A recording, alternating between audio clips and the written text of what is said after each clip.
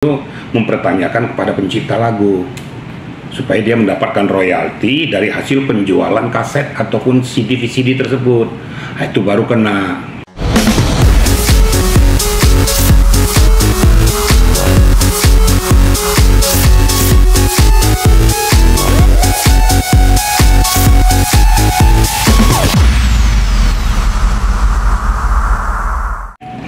Pak, minta pendapatnya soal bagaimana Bapak melihat kasus dugaan pelanggaran hak cipta yang melibatkan Lesti Dores dan pelapornya Yeni Dores, dan sejauh mana sih public figure itu bisa dikenai sanksi pidana dalam konteks hak cipta seperti ini?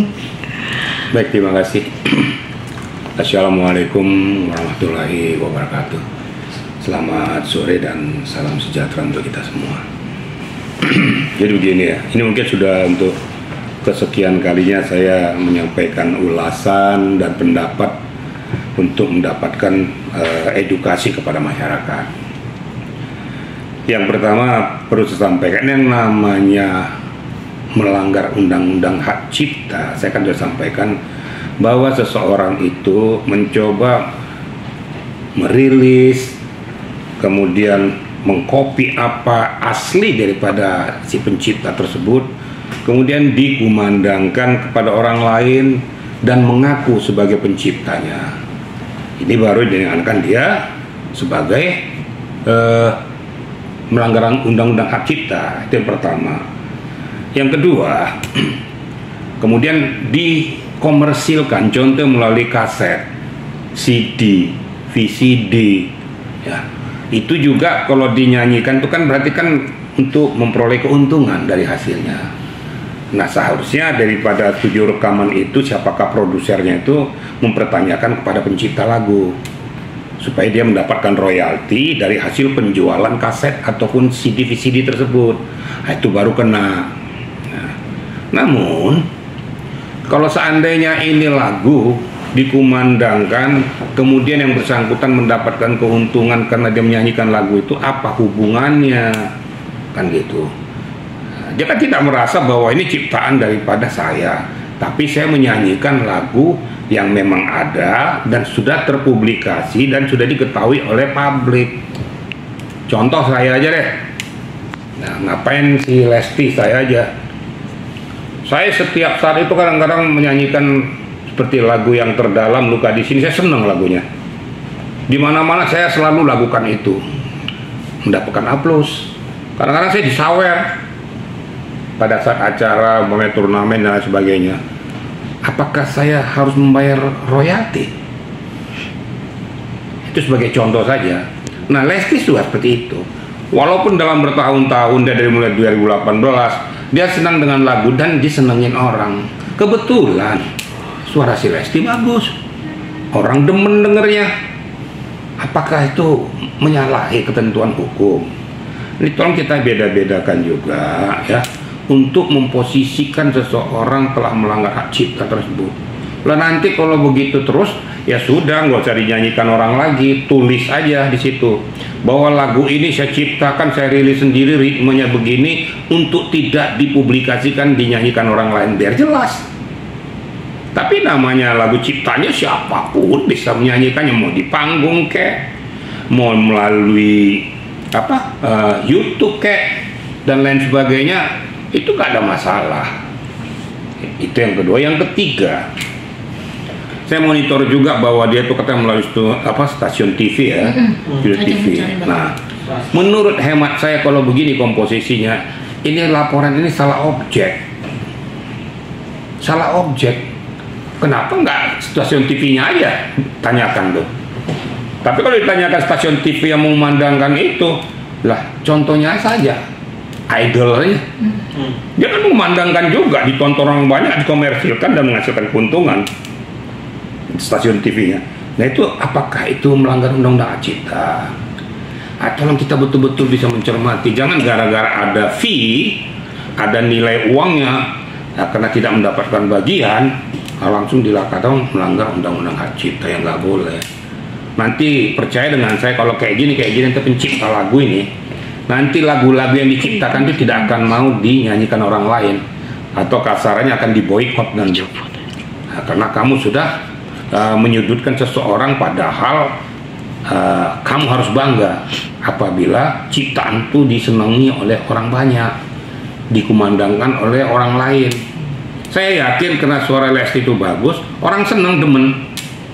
Nah, jelek-jelek ini kan suara saya juga bagus juga kan, saya udah perdengarkan dengan dengan media tuh. Follower saya tuh 5,6 juta. Udah lihat kan? 5,6 juta lah. Terus saya menjiplak. Ya enggak juga gitu loh. Ini kira-kira supaya rekan-rekan media dan masyarakat tahu. Jadi ya tolong juga para pencipta lagu supaya bisa membedakan mana yang dikatakan melanggar undang-undang hak cipta, menjiplak, dengan yang berlaku secara umum. Walaupun pada saat dinyanyikan, apakah itu di panggung, di mana, dia memperoleh keuntungan. Apa hajatan, dia memperoleh keuntungan dari hasil itu. Kira-kira gitu rekan-rekan ya. Oh, berarti pihak YD ini diduga ada unsur untuk memanfaatkan ketenaran Lesti demi mendapatkan cuan, karena penyanyi-penyanyi lain juga banyak yang menyanyikan cuma tidak se-happening Dede Lesti gitu. Nah itu kan saya katakan tadi, karena mungkin ya seperti booming ya, contoh lah ya Dewi Persik, contoh Dewi Persik dengan ciri khasnya goyangannya dengan menyanyikan lagu yang dinyanyikan bagus-bagus, kebetulan suaranya juga bagus kan gitu. Nah dia mendapat keuntungan. Sedangkan lagu yang dinyanyikan Dewi Persik jangan-jangan sering juga dilakukan orang lain, tapi tidak seperti itu. Apakah salah? Ya sama dengan Lesti juga, banyak lagu-lagu itu dinyanyikan oleh orang lain, tapi tidak seperti yang dinyanyikan Lesti mendapatkan keuntungan dari hasil yang dikumandangkan. Apa salah? Ya nggak salah dong. Dia nggak menjiplak kok. Dia nggak mengatakan bahwa ini adalah hasil karya saya, hasil gubahan saya, kan nggak ada. Nah, ini saya katakan salah objek. Kalau studio TV yang memandangkan atau mengundang dan lain sebagainya, silakan saja berurusan dengan sana. Tapi saya yakin dari studio TV juga tidak ada hubungannya juga. Karena kan tidak dikatakan bahwa studio TV ini kamu nyanyikan ini supaya kamu dapat uang. Apa dikatakan itu melanggar undang-undang hak cipta? Ya enggak lah. Namanya studio TV itu memang tuh ditonton oleh khalayak ramai. Kira-kira gitu ya. Ada lagi? Begini Pak, gimana sih mekanisme hukum yang seharusnya ditempuh sebelum sebuah laporan pelanggaran hak cipta diajukan ke kepolisian? Nah, dia kan sebenarnya seharusnya ya, kita kan sebagai orang timur ya dikatakan ya ngomong lah. Nah, kalau kasarannya begini, ya bagi-bagi dong. Kan yang lu nyanyiin kan ciptaan gue, bagi dong gitu kan. Tapi tidak ada kewajibannya untuk memberikan tuh. Ya kalau ada rasa empati pada Lesti, ya juga gara-gara lagu lo gue jadi banyak dapat duit gitu kan, bagi, tapi tidak ada ketentuannya, tidak ada undang-undang yang mengikat gitu loh kira-kira. Jadi kalau dikatakan tuh si Lestinya itu dikatakan melanggar undang-undang hak cipta, itu kayaknya salah objek menurut saya ya. Tapi namun demikian, nah ini yang perlu saya sampaikan, namanya setiap warga negara yang merasa dirugikan, ya sah saja untuk melaporkannya kepada aparat penegak hukum. Nanti tentu dari pihak penyidik akan menilai, menelaah, menganalisis apakah layak dan patut ini dikenakan undang-undang hak cipta atau tidak. Nanti diserahkan saja kepada penyidik untuk menilai itu. Tentunya dari pihak pelapor memberikan bukti-buktinya, bukti-bukti yang menyatakan bahwa dia menjiplak lagu itu. Nah, nanti tinggal dianalisis sampai sejauh mana bukti-bukti yang kuat kamu lakukan kepada penyidik, ya silakan saja.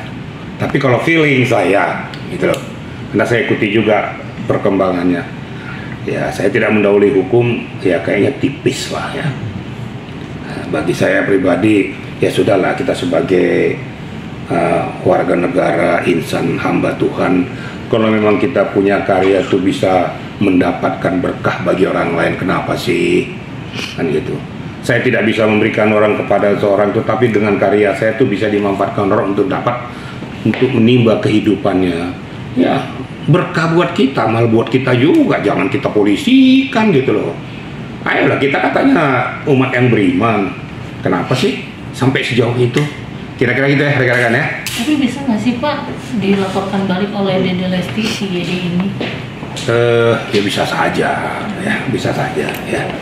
Istilahnya sampai sejauh mana laporan daripada Yoni Dores ini nanti menyangkut nggak kepada harkat martabat dan harga diri daripada si Lesti Kejora. Tapi menurut hemat saya untuk apa sih buang-buang waktu? Lebih baik terus berkarya aja Lestinya, berkarya saja lah. Ya jangan nyanyikan lagi lagu si Yoni, nyanyikan, buktikan Lesti menyanyikan lagu orang lain. Nah, secontoh melakukan lagunya Peter Pan contohnya, itu booming, mendapatkan keuntungan dari situ.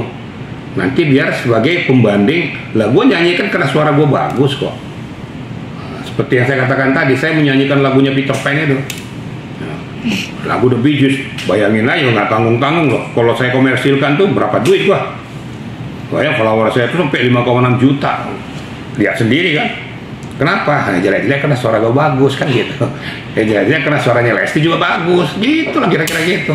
Ya sudahlah, kita sudahi aja tuh. Ingat, kita memberikan orang berkah itu adalah amal dan terbaik untuk sama-sama kita sebagai insan hamba Tuhan. Saling mengasihi, saling memberikan. Kita tidak bisa berikan uang, ya dari karya kita bisa dimanfaatkan orang untuk mencari kehidupan. Gitulah kira-kira sebagai kita umat yang beragama. Kira-kira gitu ya. Coba